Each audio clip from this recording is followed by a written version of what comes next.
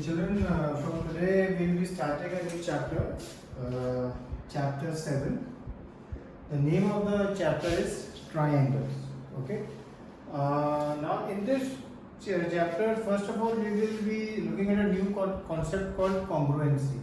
What does this mean is, what does it mean is, basically, suppose this is a square, all the sides are 4, 4, 4, all angles are 90, and this is another square, all the sides are 4, 4, 4, and all the angles are 90. So we can say this figure is congruent to this figure. Okay. Whenever we say two things are congruent to each other, then everything of theirs is equal. Okay. And how do we represent it? Equal to, and this S kind of a sign. Okay. Whenever this sign is there, we say that two figures are identical or equal in all ways. Now there are various ways in which we can prove two figures to be congruent. In this chapter, we will basically be only dealing with triangles. Okay. Now suppose we have a triangle A, B, C. We have a triangle say P, Q, R.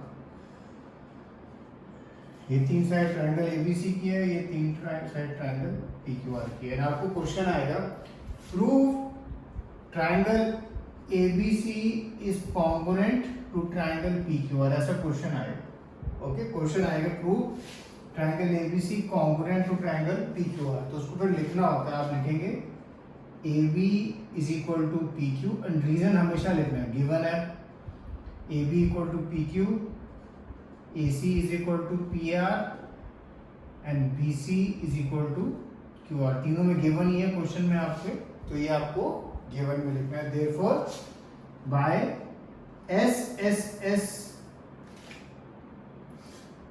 triangle ABC congruent to triangle PQR. फिर ऐसे लिखना होगा. Therefore, by SSS. SSS मतलब side side side. ये condition हमारे पास ऐसी दो तीन कंडीशन और हैं. अभी हम फिलहाल SSS कंडीशन देख रहे हैं. SSS कंडीशन में क्या होता है कि अगर तीन साइड इक्वल है करस्पॉन्डिंग थ्री साइड से, then we say these two triangles are congruent. And एक बार आपने कॉन्ग्रुएंट प्रूफ कर दिया तो इनकी जो बाकी बची हुई चीजें हैं, बाकी मतलब बेसिकली तीन एंगल और बचते हैं, यानी एंगल A और एंगल P ये भी इक्वल होंगे, एंगल B और angle Q, and angle C and angle R. तो कई बार ये क्वेश्चन इनडायरेक्टली भी पूछा जाता है. आपको गिवन होगा ये सब साइड्स वगैरह, और आपको बोलेंगे prove angle BAC equal to angle QPR. ऐसे लिखा होगा. ठीक है, आपको ये तीनों ऐसा दिया होगा और आपको प्रूव करने को बोलेंगे prove angle BAC equal to angle QPR. आपको प्रूव करने को बोलेगा. तो फर्स्ट स्टेप आप क्या करेंगे, अब ये वाला स्टेप करेंगे कि भाई आप दोनों ट्रायंगल को क्या प्रूव कर देंगे, congruent by which condition, SSS. ठीक है, उसके बाद आप लिखेंगे therefore angle BAC equal to angle QPR, और उसका रीजन लिखते हैं CPCT. इसका शॉर्ट फॉर्म में लिखते हैं, फुल फॉर्म होता है congruent parts of congruent triangles. इसका मतलब क्या है, अगर हमने दो ट्रायंगल कॉन्ग्रुएंट प्रूफ कर दिए तो उनके बचे हुए जितने पार्ट्स हैं, चाहे उनके बारे में हमारे पास कोई इंफॉर्मेशन है भी नहीं, okay, then also we can say that these two triangles are congruent. Okay, तो ये सबसे बेसिक कंडीशन है SSS. ठीक है, ये this is the most basic condition. इसके बाद दो तीन कंडीशन हमारे पास, फिलहाल हमने बस एक कंडीशन देखी है SSS. ठीक है,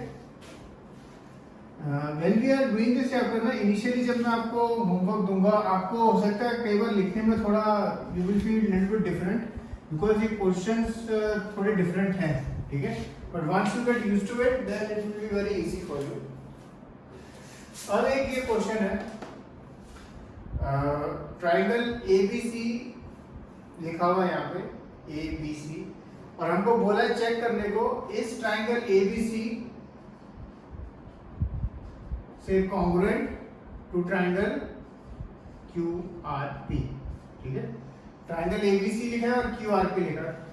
तो अगर आप देखो जैसे ABC लिखा हुआ है यहाँ पे, ठीक है, तो AB कितना है 4.5 है, और अगर मैं QRP लिख के चेक करता हूँ, QR कितना दिखता है मुझे 5, तो वो ये पहली कंडीशन नहीं होती तो वो नहीं होता कॉन्ग्रुएंट. बट अगर हम देखें ये जो एबीसी की साइड है 4.5, 4 और 5 और क्यूआरपी की साइड भी, साइड तो वही है, एक 4 है, एक 4.5 और एक 5 है। तो क्या मैं कोई नेमिंग चेंज करके क्या मैं देख सकता हूँ कि कौन सी कॉन्ग्रुएंसी हो सकती है? ठीक है, तो हमें क्या करना होता है इस तरह के सम में, एक जो ट्रायंगल फिक्स है उसको फिक्स रख दो और एक दूसरी फिगर बना दो। ठीक है, अच्छा इस पे अब आप नेमिंग मत करना इनिशियल। ठीक है, अच्छा ए बी कितना लिखा है 4.5, यहाँ 4.5 किसका है? PQ का है। PQ 4.5 है तो मैं यहाँ लिख देता हूँ 4.5।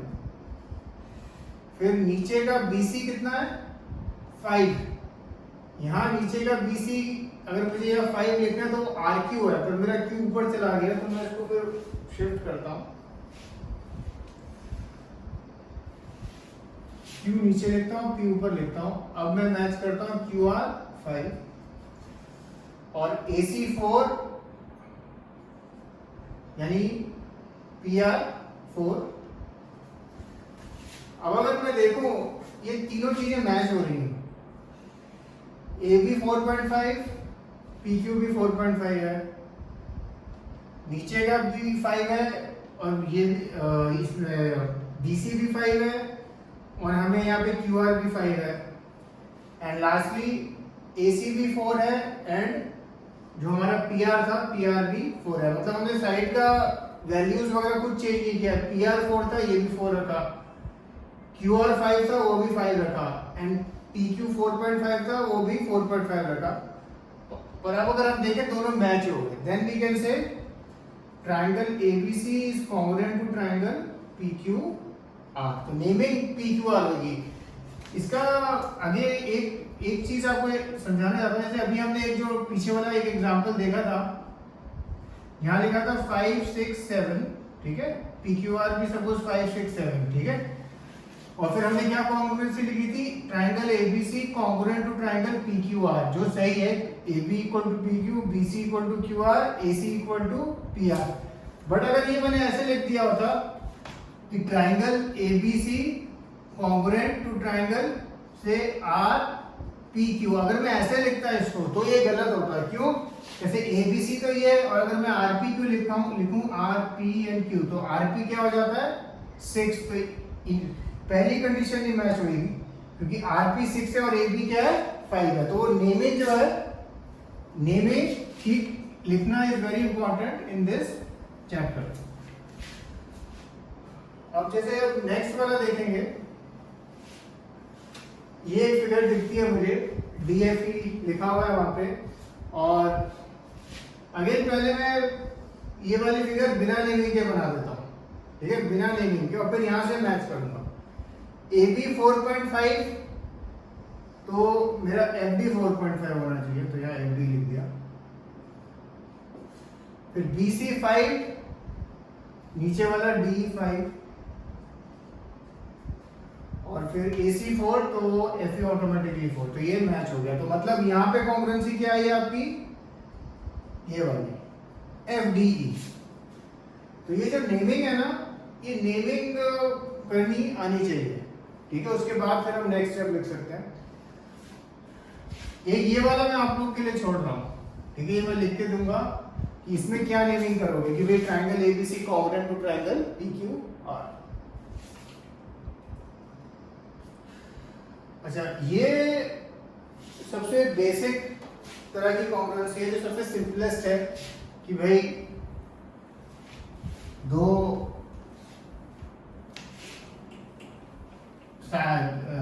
तीनों साइड मतलब इक्वल हो, ये सबसे सिंपलेस्ट है कॉन्ग्रुएंसी। अब हम एक नेक्स्ट और देखेंगे। हमारे पास 2-3 मेथड्स हैं कोई भी दो ट्रायंगल को कॉन्ग्रुएंट प्रूव करने के, और वो 2-3 मेथड इसलिए है कि कई बार क्या होता है किसी क्वेश्चन में तीनों साइड के बारे में इंफॉर्मेशन नहीं है तो कुछ और दिया होता है, then we can use that. जैसे फिजिक्स में हम किसी सम में हम s is equal to ut plus half at square use करते हैं, और किसी सम में v square minus u square is equal to 2as use करते हैं for finding the distance, depending किस क्वेश्चन में क्या दिया है। अब सपोज कोई ट्रायंगल है, ये 5 दिया है, ये 6 दिया है, ये 60 दिया है, ये 5 दिया है, ये 6 दिया है, ये 60 दिया है।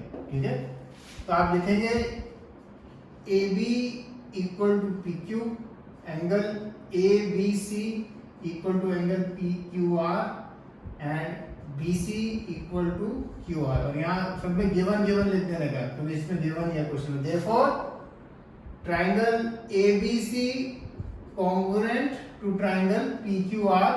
और अब कंडीशन क्या लिखनी है, एस ए एस, इसको कहते हैं एस ए एस, ठीक है, बाय एस ए एस। इसका फुल फॉर्म होता है side angle side, side angle side, इसमें बीच वाला एंगल होता है साइड एंगल साइड। इसमें हम अब यहाँ पे एस एस एस नहीं लिख सकते, ठीक है। एस एस एस क्यों नहीं लिख सकते, क्योंकि तीसरी साइड के बारे में हमारे पास कोई इंफॉर्मेशन नहीं थी, तो इसलिए हम उसके बारे में कुछ लिख नहीं सकते। पर ये एक हमारे पास और तरीका है एस ए एस। हमारे पास 2-3 मेथड्स और हैं, आज हम तो पहले 2 ही देखेंगे, एक एस एस एस देखा आपने और एक एस ए एस।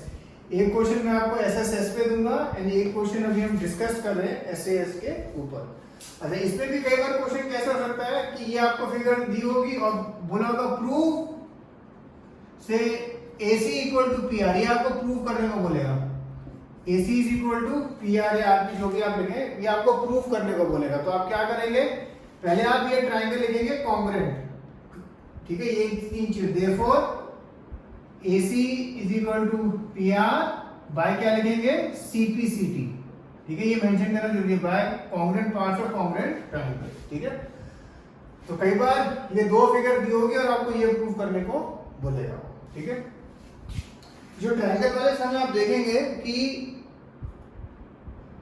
काफी क्वेश्चंस के 2 पार्ट होते हैं, और फर्स्ट पार्ट हो गया तो सेकंड पार्ट ऑटोमेटिकली होगा, मतलब उसके लिए ऑलमोस्ट कुछ करना पड़ता ही नहीं है, ऑटोमेटिकली हो जाता है।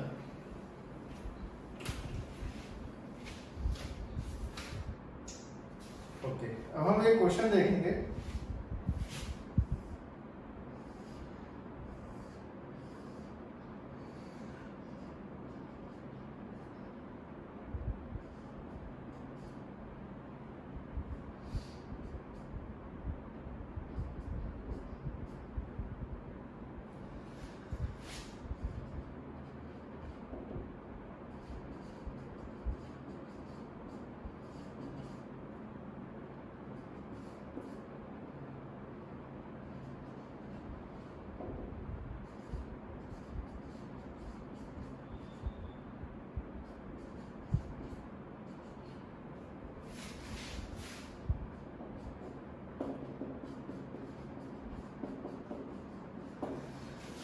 ये क्वेश्चन है, आपको गिवन है AO इक्वल टू OB,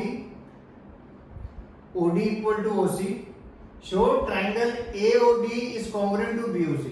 अच्छा, एक चीज ध्यान रखना, अगर किसी क्वेश्चन में ऐसे लिख के दे दिया है आपको, तो उसने आप पे बहुत he has made the question very very easy for you because ये एक स्टेटमेंट लिख के दे दी है। इसका फायदा क्या होता है, अभी जैसे पीछे वाला हमने देखा वो नेमिंग ठीक से करनी होती है, मैक्सिमम मिस्टेक्स वो नेमिंग के ऑर्डर में होती है। पर अगर उसने ऐसे लिख के दिया हुआ है तो हमें बस क्या करना होता है, ये साइड में रफ मार्जिन में छोटे से ये 2 फिगर बना दो exactly.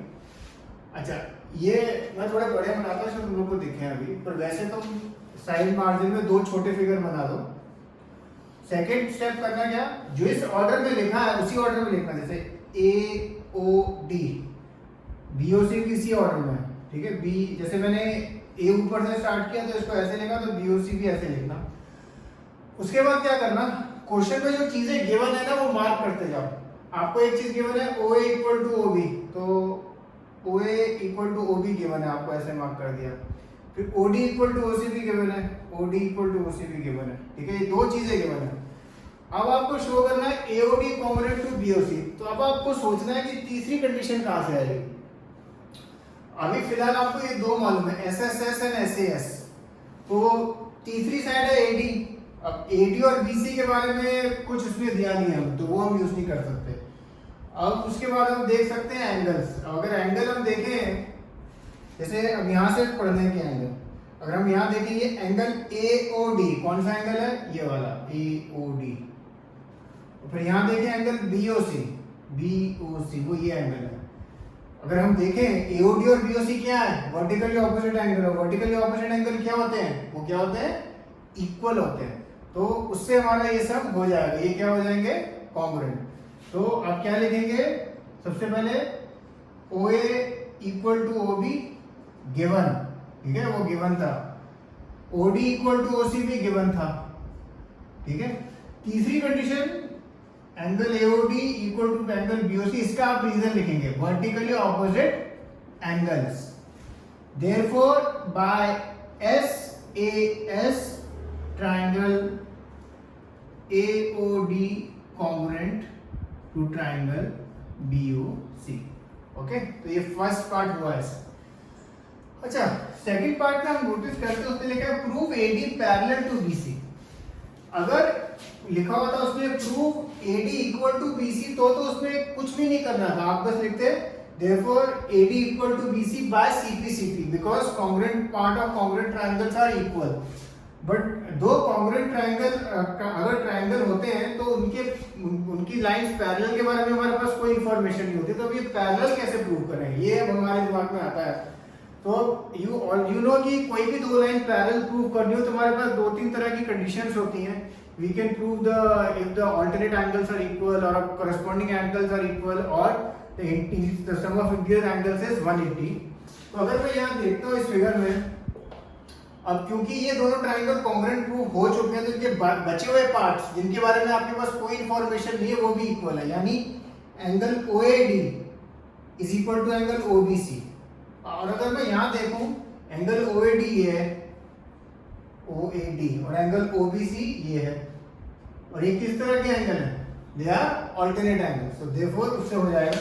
Now you will write angle OAD equal to angle OBC bracket में बाय CP।